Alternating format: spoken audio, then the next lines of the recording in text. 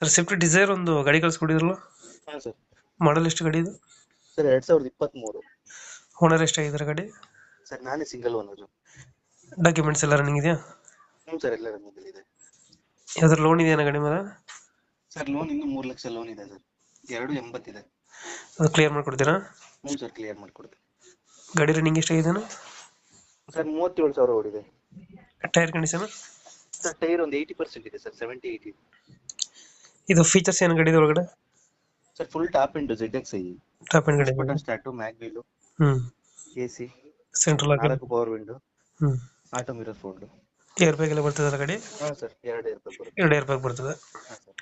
Dent scratches ಹತ್ರ ಏನಿಲ್ಲ? Sir ಏನೂ ಇಲ್ಲ ಸರ್, ಫುಲ್ ಶೋರೂಮ್ ಮೇಂಟೆನೆನ್ಸ್. ಎಷ್ಟು ಕೊಡ್ತಾ ಇದ್ದೀರಾ ಮೈಲೇಜ್ ಗಾಡಿ?